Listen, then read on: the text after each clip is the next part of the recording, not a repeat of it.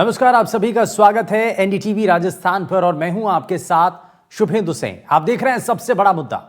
जैसलमेर के देगराई क्षेत्र के लुणेरी तालाब में कुर्जा पक्षियों यानी कि डेमोइसेल क्रेन के शव मिलने के बाद बर्ड फ्लू की पुष्टि हो चुकी है। अब इसकी वजह से चिकित्सा विभाग और क्षेत्र के अंदर हड़कंप मच चुका है।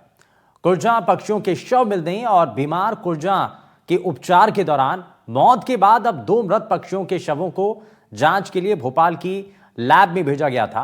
2 मृत पक्षियों के सैंपल में बर्ड फ्लू की पुष्टि के बाद संबंधित विभाग अब अलर्ट मोड पर है। पिछले दिनों देगराय ओरन इलाके में 9 कुर्जा प्रवासी पक्षियों की मौत हो चुकी है और बर्ड फ्लू को देखते हुए विभाग के अधिकारियों और कर्मचारियों को दिशा निर्देश जारी किए जा चुके हैं। उचित दूरी बनाए रखने को कहा गया है।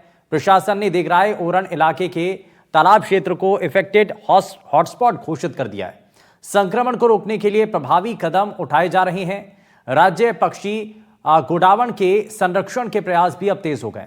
भारतीय वन्य जीव संस्थान के वैज्ञानिक और वन विभाग की टीमें पशुपालन विभाग के मदद से दिन रात इस काम में जुटी हुई हैं। गोडावण विचरण क्षेत्र के वाटर पॉइंट पर विशेष निगरानी के निर्देश दिए गए हैं। डेजर्ट नेशनल पार्क में और वन विभाग ने गोडावण के विचरण क्षेत्रों में विशेष वाटर पॉइंट तैयार किए हैं। अगर बर्ड फ्लू से प्रभावित कोई मृत पक्षी मिलता है तो पशुपालन विभाग को तुरंत इसके बारे में सूचना देने के निर्देश हैं। जैसलमेर जिला कलेक्टर प्रताप सिंह नाथावत ने पशुपालन विभाग, वन विभाग और चिकित्सा विभाग के अधिकारियों के साथ बैठक कर एक क्यूआरटी गठित की है। पशुपालन विभाग के जॉइंट डायरेक्टर और फतेहगढ़ के एसडीएम ने प्रभावित क्षेत्र का निरीक्षण किया और मृत पक्षियों का वैज्ञानिक तरीके से निस्तारण करवाया। जहां पर मृत कुर्जा पक्षियों के शव मिले हैं उस इफेक्टेड इलाके को दवाओं और केमिकल के छिड़काव से डिसइफेक्टेड कर दिया है। हॉटस्पॉट एरिया में गश्त और निगरानी की जा रही है। प्रवासी पक्षियों के झुंड पर भी नजर रखी जा रही है। दरअसल इन विदेशी प्रवासी पक्षियों से स्थानीय पक्षियों में भी बर्ड फ्लू फैलने की जो संभावना है वो बनी हुई है, क्योंकि तालाब में सभी पक्षी पानी पीने के लिए आते हैं और एक दूसरे के संपर्क में आते हैं। मछलियां और अन्य जीव भी तालाब में रहते हैं। क्षेत्र में मुर्गी फार्मों पर भी बर्ड फ्लू का खतरा मंडराने लगा है। बर्ड फ्लू का संक्रमण केवल पक्षियों तक ही सीमित नहीं है, बल्कि विशेषज्ञों का यह मानना है कि वायरस पक्षियों से इंसानों में भी फैल सकता है। अब इस खतरे को देखते हुए आम जनता को सतर्क रहने और प्रशासन के निर्देशों का पालन करने की सलाह दी जा रही है। मृत पक्षियों के निस्तारण में प्रोटोकॉल का पालन करने के निर्देश हैं। एहतियात के तौर पर मुर्गी पालकों, मुर्गियां अंडे बेचने वाले जो लोग हैं, ऐसे काम करने वाले लोगों से हाथों में ग्लव्स पहनने, कुछ भी खाने पीने से पहले हाथों को साबुन से धोने और सैनिटाइज रखने के निर्देश दिए गए। बाकी तालाबों और वहां पक्षियों की भी मॉनिटरिंग बढ़ा दी गई है। लोगों को लुणेरी तालाब पर जाने से सख्त मना कर दिया गया है। चिकित्सा, वेटनरी और वन विभाग के अधिकारियों के बीच सामंजस्य बनाया जा रहा है। मृत पक्षियों के शव बेहद सावधानी से हटाए जा रहे हैं। सर्दियों में हजारों किलोमीटर का सफर तय कर कुर्जा पक्षी पश्चिमी राजस्थान के जैसलमेर में डेरा डालने के लिए आते हैं। लाठी और देगराय जैसे वन्य क्षेत्र जहां पर 5000 से ज्यादा कुर्जा पक्षी पहुंचते हैं, जो तालाबों की रौनक बढ़ाते हैं। ये पक्षी चीन, कजाकिस्तान और मंगोलिया जैसे देशों में बर्फबारी शुरू होते ही गर्म और अनुकूल वातावरण की तलाश में राजस्थान का रुख करते हैं। आज सबसे बड़ा मुद्दा में इसी पर हम बात करेंगे कि संक्रमित कुर्जा से अन्य पक्षियों, वन्य जीवों और इंसानों पर बर्ड फ्लू का आखिर खतरा किस कदर बढ़ रहा है और बचाव के लिए क्या क्या सावधानियां बरतनी चाहिए। क्या चीन से संक्रमित कुर्जा पक्षी राजस्थान आ रहे हैं या फिर स्थानीय स्तर पर ही यह बर्ड फ्लू फैला हुआ है जिसकी चपेट में इस वक्त पक्षी हैं और डर इंसानों में भी बन रहा है। अन्य पक्षियों, जानवरों, वन्य जीवों, इंसानों की सुरक्षा किस तरीके से अब सुरक्षित हो पाएगी, इसी को लेकर के हम आगे चर्चा करेंगे। लेकिन इस दौरान जैसलमेर में पशुपालक विभाग के संयुक्त निदेशक डॉक्टर उमेश से हमारे सहयोगी श्रीकांत व्यास ने बात की है। जरा वो सबसे पहले आपको सुनाते हैं। राजस्थान के जैसलमेर में बर्ड फ्लू की पुष्टि के बाद लगातार 2 दिन से क्यूआरटी टीम्स को एक्टिव किया गया है और जिला कलेक्टर प्रताप सिंह नाथावत ने पशुपालन विभाग, वन विभाग और पंचायत लेवल के अधिकारियों से तमाम समन्वय बिठाकर मीटिंग ली। वहीं चिकित्सा विभाग को भी अलर्ट किया गया है, क्योंकि बर्ड फ्लू जो है वो संक्रमित होकर मनुष्यों में भी जा सकता है। मेरे साथ पशुपालन विभाग के जॉइंट डायरेक्टर हैं, उनसे बातचीत करते हैं। सर, क्या कुछ मीटिंग में रहा आज? निदेशालय जयपुर के माध्यम से जो गाइडलाइन आई है उसके अनुसार अपने जिला कलेक्टर महोदय ने पशुपालन विभाग के अधिकारी, वन विभाग के अधिकारी, प्रशासन के अधिकारी, चिकित्सा विभाग के अधिकारी के साथ में एक बैठक ली है। हालांकि ये जो 2 बर्ड की पुष्टि हुई है बीमारी की, बर्ड फ्लू की, वो सिर्फ एक स्पेसिफिक एरिया देगरा और के पास हुई है। इसके अलावा जिले में कई अन्य जगह से रिपोर्ट नहीं हुई है। तो सुरक्षा के तौर पर, एहतियात के तौर पर, या ये बीमारी आगे ना फैले, इसलिए जितने भी अपने वन विभाग के गार्ड है उनको भी, जितने आसपास के तालाब है वहाँ निगरानी करने के लिए कह दिया है। और अन्य स्टाफ, मेडिकल का हो, चाहे पशुपालन का हो, चाहे वन विभाग का हो, उनको भी ये बताया गया कि जो प्रोटोकॉल है, प्रोटोकॉल के अनुसार डेड बर्ड का डिस्पोजल करना है वैज्ञानिक विधि से। बाकी कोई ऐसी जिले में चिंताजनक कोई स्थिति नहीं है। और प्रशासन के माध्यम से और पशुपालन विभाग, वन विभाग के माध्यम से यह बीमारी नियंत्रण करने में पूरा हम प्रयास कर रहे हैं। ऐसी कोई अन्य घटना जिले में कहीं भी अभी तक रिपोर्ट नहीं हुई है। प्रवासी पक्षियों में जब जिस तरह से ये माइग्रेटेड बर्ड है कुरजा, उसमें ये बर्ड फ्लू की पुष्टि हुई है, तो जो पोल्ट्री फार्म्स है उनके लिए क्या गाइडलाइंस है? कई छोटे बड़े पोल्ट्री फार्म्स भी जिले में है। ये माइग्रेटरी बर्ड्स जो है, इसमें बर्ड फ्लू की पुष्टि हुई है। अभी तक अपने मुर्गी या अन्य पक्षियों में कोई भी असामयिक मृत्यु की सूचना नहीं प्राप्त हुई है।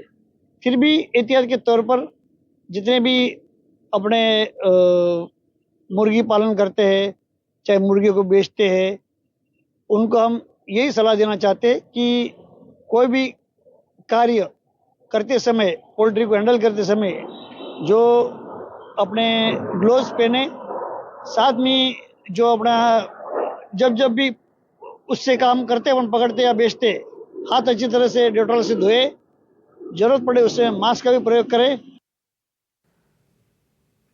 तो कुरजा पक्षी जो है वो, उसके ऊपर जो है बर्ड फ्लू का संकट बना हुआ है। लेकिन जैसलमेर में राज्य पक्षी गोडावण को बर्ड फ्लू से बचाने के लिए क्या एहतियात बरते जा रहे हैं? डेजर्ट नेशनल पार्क के एसीएफ अशोक सिंह सिसोदिया से इस दौरान बातचीत की गई है। एक रिपोर्ट आपको दिखाते हैं। राजस्थान के जैसलमेर में बर्ड फ्लू की पुष्टि के बाद डेजर्ट नेशनल पार्क क्षेत्र में व गोडावण के ब्रीडिंग सेंटर्स पर तमाम गाइडलाइंस का पालन किया जा रहा है और सतर्कता बरती जा रही है, ताकि गोडावण में किसी प्रकार के बर्ड फ्लू की जो संभावनाएं हैं उसको देखते हुए एहतियात बरता जाए और कोई बीमारी वहां ना पहुंचे। मेरे साथ एसीएफ अशोक सिंह है, उनसे बातचीत करते हैं। सर, क्या कुछ पूरा मसला है? बर्ड फ्लू की पुष्टि कुरजा में हुई है, क्या अब तक निर्देश मिले हैं और क्या सामने आया? जी, बर्ड फ्लू के संबंध में श्रीमान उप संरक्षक महोदय आशीष व्यास सर द्वारा हमारे फील्ड स्टाफ को निर्देशित कर दिया है कि गोडावण की दृष्टि से जो महत्वपूर्ण स्थान है, पक्षियों की दृष्टि से जो महत्वपूर्ण स्थान है, यथा वाटर पॉइंट्स है, लीकेज पॉइंट है, तालाब है, नाडी है, तो वहाँ पर कंटिन्यू निरीक्षण करेंगे। और जो महत्वपूर्ण क्लोजर्स है और ब्रीडिंग सेंटर है गोडावण का, वहाँ पर बाहरी लोगों के प्रवेश को निषेध किया गया है। हालांकि फिलहाल कोई खतरे की बात नहीं है, लेकिन फिर भी एहतियात बरती जा रही है। जिस तरह से कुरजा माइग्रेटेड बर्ड है उसमें पुष्टि हुई है देख रहे हैं, वो उड़कर डीएनपी में भी आ सकती है, तो वहां पर किस तरह जो है गश्त बढ़ाई गई है, या जो इन्फेक्शन होता है तो उससे बचने के लिए क्या प्रोटोकॉल्स जो है वो पालन किए जा रहे हैं? जी, स्टाफ के द्वारा रेगुलर पेट्रोलिंग की जा रही है और निरीक्षण किया जा रहा है महत्वपूर्ण पक्षी स्थानों का।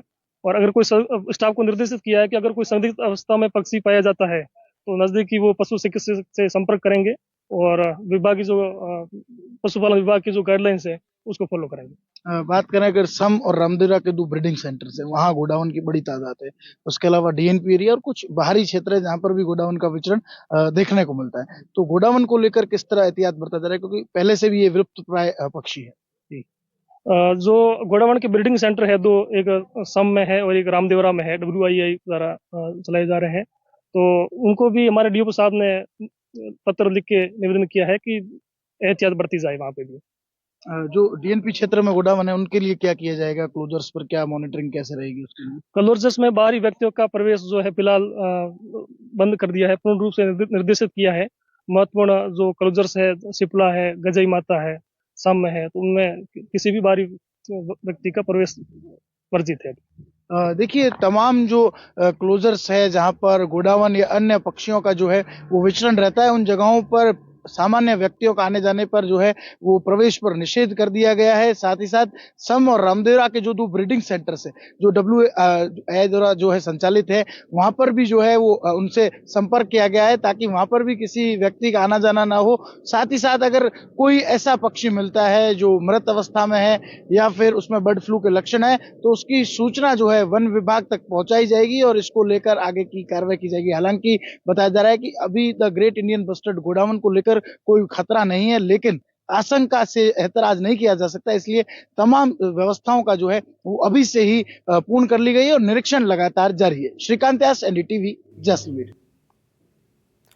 तो जो विदेशी पक्षी हैं, कुर्जा पक्षी जो हैं, वो बर्ड फ्लू से संक्रमित पाए गए हैं और उसके बाद से जो राज्य पक्षी हैं गोडावण, उनके लिए भी अब सुरक्षा के दृष्टिकोण से नज़र बनाई जा रही है और निर्देश प्रशासन की तरफ से दिए गए। लेकिन इसमें सबसे बड़ा सवाल ये है कि भाई अभी जो पक्षियों के अंदर जो बर्ड फ्लू का संकट बना हुआ है, क्योंकि एक रिपोर्ट ये भी कहते हैं, एक्सपर्ट्स ये भी कहते हैं कि ये इंसानों में भी फैल सकता है, तो इससे इंसानों को कितना ज़्यादा खतरा है, क्या बचने के लिए करना चाहिए, इसी को समझने के लिए हमारे साथ कार्यक्रम में, खास पैनल कार्यक्रम में जुड़ चुका है। सबसे पहले आपको मिलवा देते हैं उनसे।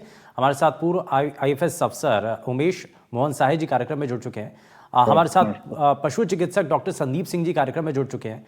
हमारे साथ संक्रामक रोग विशेषज्ञ डॉक्टर छवि गुप्ता जी कार्यक्रम में हैं और साथ ही हमारे साथ पक्षी रोग विशेषज्ञ डॉक्टर अनूप पांडे जी कार्यक्रम में जुड़ चुके हैं। सभी का बहुत स्वागत है NDTV राजस्थान पर। और मैं शुरुआत सबसे पहले अनूप पांडे जी आपसे ही कर रहा हूं। जिस तरीके के हालात और जो अभी स्थिति बनी हुई है उसको लेकर के लोगों के मन में डर बन रहा है कि जो बर्ड फ्लू का संकट अभी सिर्फ पक्षियों में दिखाई दे रहा है, कुछ एक्सपर्ट्स ये भी कह रहे हैं कि इससे इंसानों में संक्रमित होने के संभावनाएं भी हैं। क्या इस पर आप कहना चाहते हैं और कितना बड़ा ये खतरा है? जी, सबसे पहले धन्यवाद मुझे जोड़ने के लिए इस प्रोग्राम में। ऐसा है कि आज में जो ह्यूमन बींग्स में ये ट्रांसमिट हो सकता है, होता भी है, बट उसके बहुत सारे तरीके, बचाव के तरीके भी हैं जिसको आप अपना के बच सकते हैं। जैसे कोई संक्रमित पक्षी जहाँ पे आपको लगता है कि एरिया संक्रमण का है, जहाँ पे बहुत सारे संक्रमण फैल चुका है, अभी तक फैला नहीं है, बट किसी भी संक्रमित पक्षी के संपर्क में आने पर आप अपने आप को अच्छे से जो डिकंटामिनेशन है, वॉश करना, जो कुछ बताया गया है ऑलरेडी, गाइडलाइन पहले से ही, वो सब करना है। किसी भी पक्षी के जो भी फीकल मटेरियल हैं उसके कांटेक्ट में नहीं आना चाहिए। अगर आ रहे हैं तो भी अपने आप को डिकंटामिनेट करना है, आप सैनिटाइज करना अपने आप को। और बेटर है कि उस एरिया में जो लोग रह रहे हैं वहाँ पे, मतलब जहाँ पे कंटामिनेशन ऑलरेडी हो चुका है, संक्रमण हो रहा है, वहाँ पे लोगों को जाने से बचना चाहिए। सबसे बड़ा तरीका है अपने आप को बचाव रखने का। लेकिन दूसरी बात यह है कि जो बर्ड फ्लू के से संक्रमित पक्षियों के अगर हो आने वाले दिनों में ऐसा होता है, अगर संक्रमण फैलता है, तो भी आप अपने आप को बचा सकते हैं। क्योंकि ये जो कुक्ड मीट होता है, जो मांस पका के खाया जाता है, उसमें उससे चांसेस नहीं होते कंटामिनेशन के, आदमी को नहीं हो सकता संक्रमण। तो कच्चा मांस खाने से बचना चाहिए आदमी को। और जरा सा भी आपको अगर सर्दी बुखार कुछ भी इस तरह के जरा सा भी लक्षण दिखता है तो आपको डॉक्टर से, अपने चिकित्सक से परामर्श लेना चाहिए। ये कोई बहुत गंभीर बीमारी नहीं है, आराम से इसमें आदमी रिकवर कर जाता है, कोई ऐसी बहुत घबराने वाली बात कुछ है। ठीक है, मैं उमेश मोहन जी को इसमें अब जोड़ता हूँ। उमेश सर, एक चीज़ बताइए कि जिस तरीके की स्थिति अभी बनी हुई है, हालांकि विदेशी पक्षियों में इसकी जो लक्षण हैं वो पाए गए हैं और कई पक्षियों की मौत हो चुकी है, तो ये हमारे जो स्थानीय जो जीव हैं, जो पक्षी हैं, गोडावण जैसे हैं, तो उनके लिए कितना बड़ा ही खतरा साबित हो सकता है? देखिए, गोडावण जो पक्षी है वो डेजर्ट नेशनल पार्क में पाया जाता है। डेजर्ट नेशनल पार्क काफी बड़ा क्षेत्र है, 3162 स्क्वायर वर्ग किलोमीटर क्षेत्र में फैला हुआ है और यहाँ पे इतना कंजेशन नहीं है कि एक दूसरे से कोई इन्फेक्शन लगने की संभावना बहुत ही क्षीण हो जाती है। और डेमर्सल ट्रेन जो आते हैं ये ज्यादातर इस एरिया में आते हैं। खींचन जो है, क्या कहते हैं, जोधपुर के पास, जोधपुर से 60 किलोमीटर दूर पे खींचन एक एरिया, वहां पे आते हैं और जैसलमेर के कुछ भाग में आते हैं। वहां पे अभी लुनेरी जैसी तालाब है, वहां पे 2 बर्ड्स इन्फेक्टेड पाए गए हैं और उनके जांच के लिए भोपाल भेजा गया था, national institute of high security animal diseases में, और वहां से जरूर ये कंफर्म हुआ है कि एवियन फ्लू इनमें था, इस वजह से इनकी डेथ हुई है। तो ये बचाव ही इसका सबसे ज्यादा उपाय है कि बर्ड फ्लू जो है वो अपने दूसरे जो अपने गोडावण है या और कोई पक्षी हैं उनमें ना लगे, इसलिए इनसे दूरी रहने के हिदायत दी जाती है। ठीक है, लेकिन इसमें डॉक्टर छवि को जोड़ता हूँ। डॉक्टर छवि, एक चीज़ बताइए कि ये बार बार सवाल है कि भाई जो विदेशी मेहमान हमारे आए हैं, क्या ये चीन और दूसरे जो देशों से आए हैं तो वहाँ से ये बीमारी साथ में इनके आई है, ये यहाँ आकर के वो इन्फेक्टेड हो गए हैं? इसको लेकर के बड़ा चर्चाएं शुरू हो गई हैं कि भाई क्या वहाँ से कोई बाहर से बीमारी आ गई है या यहीं पर आकर के इन्फेक्टेड हुए? देखिए, ये तो कहना बड़ा मुश्किल है। ये तो जांच के बाद ही पता चलेगा। अगर उसके लोकल विसिनिटी में अगर और जो हमारे रेजिडेंट पक्षी यानी कि जो हमारे स्थायी पक्षी हैं जो रहते हैं, जो हमेशा यहीं रहते हैं, अगर वो भी इन्फेक्टेड हैं और वो किस लेवल तक इन्फेक्टेड हैं, मतलब कितने इन्फेक्टेड हैं, तो ही हम बता सकते हैं कि वो यहाँ पे इन्फेक्ट हुए। डेफिनेटली एक पॉसिबिलिटी है कि बर्ड फ्लू में अगर माइग्रेटरी बर्ड्स में आ रहा है तो वो माइग्रेशन के दौरान कहीं ना कहीं उनको कैच हुआ है। और क्योंकि ये एक बर्ड में नहीं, काफी ज्यादा क्वांटिटी में नंबर ऑफ बर्ड्स काफी हैं, तो वो एक ही साथ इन्फेक्ट होने की उनकी संभावना है। तो ये तो जांच के बाद ही पता चल सकता है, जब उनकी सेम स्ट्रेन है या अलग स्ट्रेन है या कोई वेरिएंट है, तभी बता पाएंगे कि वो बाहर से इन्फेक्ट होकर आए हैं या यहाँ पर आके इन्फेक्ट हुए हैं। बट अच्छा, चांसेस बाहर से इन्फेक्ट होकर आने के ज्यादा है। ज़्यादा है। अच्छा, हाँ ये जी। बार बार कहा जा रहा है कि हमारे जो पक्षी हैं या जो हमारे जीव हैं उनके लिए कितना बड़ा खतरा है, और दूसरा इंसानों में संक्रमण होने की संभावना जो कहा जा रहा है कि भाई इसकी गारंटी कुछ नहीं है, होने को तो हो भी सकता है, लेकिन देखिए, बर्ड फ्लू और एवियन फ्लू तो हमेशा जो भी ये फ्लू वायरसेस होते हैं वो ट्रांसमिट होते हैं ड्रॉपलेट से या सिक्रीशन से। तो डेफिनेटली अगर ये माइग्रेटरी बर्ड्स हमारे डोमेस्टिक बर्ड्स के आसपास रहेंगी तो ट्रांसमिशन के चांसेस ज्यादा रहते हैं। और अगर वो किसी और एनिमल के कांटेक्ट में, फॉर एग्जांपल पिग्स या स्वाइन्स के कांटेक्ट में आते हैं, तो वहां पे भी इन्फेक्शन होने का डर रहता है। तो इसी तरीके से जेनेटिक असॉर्टमेंट और रिसॉर्टमेंट करके चीजें होती हैं जो फ्लू वायरसेस में पाई जाती हैं, और उसी से नया वायरस कई बार आ जाता है। जैसे हमने देखा स्वाइन फ्लू के केसेस में भी यही था कि बर्ड फ्लू और स्वाइन का जो पिग में जेनेटिक रिसॉर्टमेंट हुआ था उससे वो वायरस आया था। तो एक खतरा तो ये भी रहता है कि कोई नया वेरिएंट या कोई नया वायरस ना आ जाए। दूसरा, आप जैसे अगर ये बर्ड्स में है और अगर ये किसी और, मान लीजिए पिग्स को इन्फेक्ट करता है, तो ह्यूमन में ट्रांसमिशन के चांसेस आपके पिग से भी आ जाएंगे और बर्ड से भी आ जाएंगे। तो ट्रांसमिशन की पॉसिबिलिटी तो हमेशा ही रहती है। तो वो डिपेंड करता है कि आपका ह्यूमन का कितना कांटेक्ट है। अगर बर्ड्स के साथ, जैसे बर्ड्स को दाना खाना दे रहे हैं, वो दाना डाल रहे हैं, उसके थ्रू अगर कोई उसके फीकल मैटर से कांटेक्ट में आ गए या सिक्रीशन से कांटेक्ट में आ गए, या फिर पोल्ट्री से, जो अगर मान ली पोल्ट्री इन्फेक्ट हो जाती है, हमारी जो पोल्ट्री है, जो हम जहाँ से अंडा या लोग चिकन वगैरह खाते हैं, तो वो भी एक चांस कई बार बन जाता है, या पिग्स के भी। तो यही कारण होते हैं कि अगर यूजली जो बर्ड फ्लू या एनिमल फ्लू ह्यूमंस में इन्हीं तरीकों से आ सकता है। ठीक है। और मेरा अगला सवाल भी इसी से जुड़ा हुआ था, हालांकि आप इस पर आपने कुछ बात की है, लेकिन मैं डॉक्टर संदीप को इसमें जोड़ता हूँ। डॉक्टर संदीप, ये अब लोगों के मन में एक सबसे बड़ा सवाल यही है कि जो लोग नॉनवेज खाते हैं या जो इस तरीके का नॉनवेज खाने का जो अगर वो खाने की कोशिश करते हैं या खाते हैं, तो क्या उनमें संक्रमण बढ़ने की संभावना ज़्यादा होती है? देखो सर, ये तो नेचुरली है कि जो भी इंसान कंटेमिनेटेड प्रोडक्ट्स यूज करेंगे एनिमल्स के जो अफेक्टेड है, उनको तो ज्यादा चांस होंगे। पर ये जो बर्ड फ्लू है, इसको हम एवियन इन्फ्लुएंजा ए भी बोलते हैं। इसके कई स्ट्रेन हैं, जैसे डॉक्टर साहब ने पहले बताया। इसका जो मेन स्ट्रेन जिसके साथ दुनिया भर में आउटब्रेक्स होती हैं वो है H5N1। यही ज्यादा आउटब्रेक्स में पाया जाता है। इसमें जरूरी नहीं कि पक्षियों में, इवन के डेयरी एनिमल्स में भी इसकी आउटब्रेक्स पिछले टाइम में हो चुकी है। पर ह्यूमंस में जो है, ह्यूमंस में ये नहीं है कि जो बर्ड फ्लू चल रहा है उसका वायरस डायरेक्टली आ जाएगा। ये मोटेट होके आगे ह्यूमंस में आता है। इसलिए जो भी इन्फेक्टेड एनिमल्स हैं, हमसे उनको एक उचित दूरी बनाई रखनी चाहिए। और जब भी कोई हमने बाजार से लेकर कोई मीट या कोई और बर्ड प्रोडक्ट खाना है या एनिमल प्रोडक्ट खाना है, तो उसको कभी कच्चा मत खाएं, प्रॉपरली कुक करके खाएं। और जैसे दूध भी है, उसको भी हम पेस्चराइज करके पिएं। और जो भी इसके अंडे हैं या मीट हैं, उसको प्रॉपरली एक सेफ टेम्परेचर पे कुक करें ताकि जो वायरस को किल हो जाए। ठीक है, लेकिन अब क्या हिदायतें हैं ये भी हम जरा जान लेते हैं। अनूप जी के पास वापस से आता हूँ। अनूप जी, अब जो लोग पक्षी रखते हैं या आसपास का जो क्षेत्र है, हालांकि प्रशासनिक अधिकारियों ने एक SOP तैयार कर दी है, कुछ गाइडलाइंस भी दिए हैं, कुछ निर्देश दिए गए हैं। इसमें जो लोग पशुपालन करते हैं या पक्षी रखते हैं, उनके लिए क्या इसमें हिदायत होंगी सर? किन किन बातों का उनको ध्यान रखना है ताकि स्प्रेड ना हो? सबसे पहली बात कि आपका पक्षी जो भी है, पशु है, पक्षी बेसिकली पक्षी की बात पहले करते हैं, क्योंकि पशु से बाद में आएगा। अगर आप पक्षियों के कांटेक्ट में हैं, आप लोग पक्षी पालन कर रहे हैं, तो जरा भी उसके अंदर कोई भी इन्फ्लुएंजा वाले सिम्टम दिखते हैं, टिक दिखता है आपका बर्ड, जरा सा भी कुछ भी लगता है तो क्या जी चलिए अनूप जी, मैं हाँ और दूसरा, अगर आपके पास और नए पक्षियों को जिस एरिया में जहाँ पे लगता है कि सपोज हमारे पास पोल्ट्री फार्म है, तो इस समय नई बर्ड्स को कहीं से लाने से बचेंगे। अगर लाते भी हैं तो उसको क्वारंटाइन मेजर्स प्रॉपर्ली, जो 30 डेज का क्वारंटाइन मेजर्स गवर्नमेंट तरफ दिया गया है, उसको प्रॉपर फॉलो करें, सो दैट वो नए पक्षी जो आ रहे हैं वो कंटामिनेशन को और हमारे पक्षियों को फैला न सके।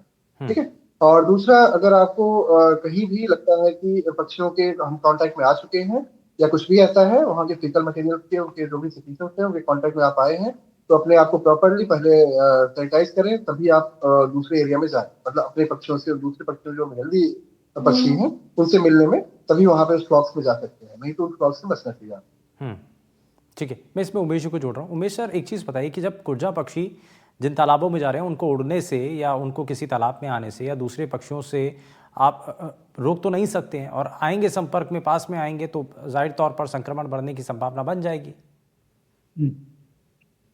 नहीं, संक्रमण की संभावना तो बनेगी ही, लेकिन उसके लिए जो जैसे अभी कई डॉक्टर्स ने बताया ना कि उनके ऊपर ध्यान देना पड़ेगा। एक आदमी जो है, जो वहां पे डील कर रहे हैं, वो उसको अलग करें, सेग्रीगेट करें, कि मतलब जो कुर्जा है और वो अपने लोकल पक्षी से संपर्क में ना आए।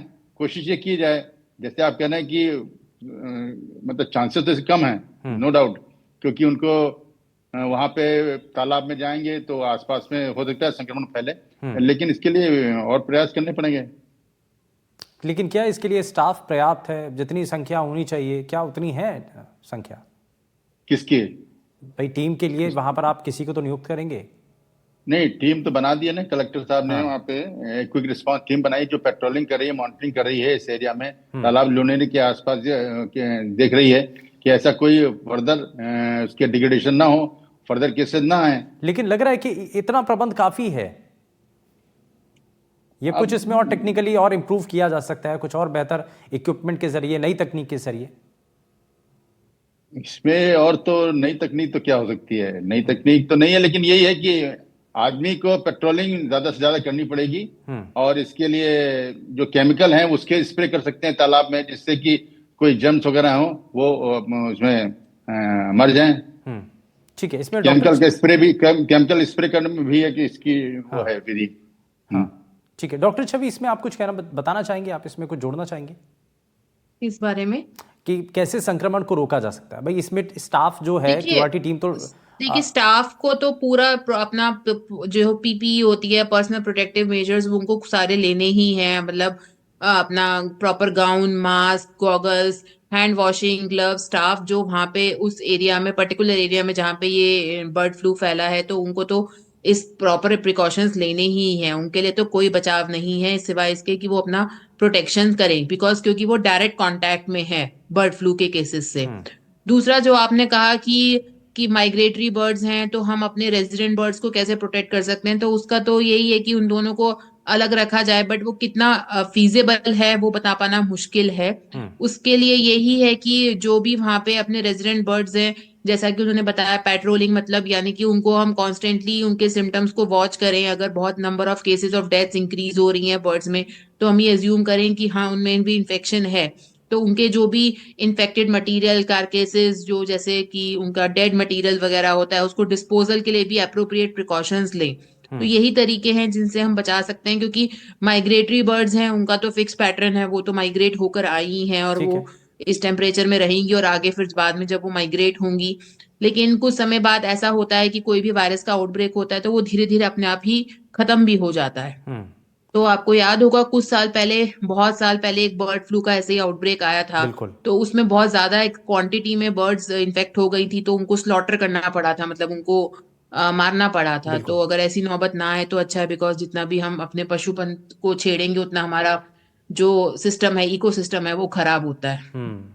ठीक है। और इसमें डॉक्टर संदीप एक चीज़ और भी है कि भाई कैसे पता चले, जो आसपास लोग भी हैं, अगर किसी पक्षी के अंदर कुछ वो रेगुलर बेसिस पर अगर वो वॉच कर रहा है, देख रहा है, निगरानी कर रहा है, तो अगर कुछ अनइवन सा लगता है तो क्या क्या उसके लक्षण क्या होंगे, कैसे पहचान हो पाए?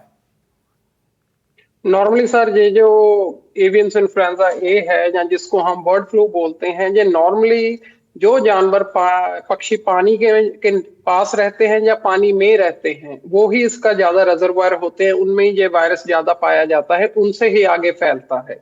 जब भी आपको कोई बीमार पक्षी दिखे किसी नदी के किनारे, किसी लेक के किनारे, छप्पड़ के किनारे, तो उससे उचित दूरी बनाए रखें, जो संबंधित डिपार्टमेंट्स हैं उनको इन्फॉर्म करें।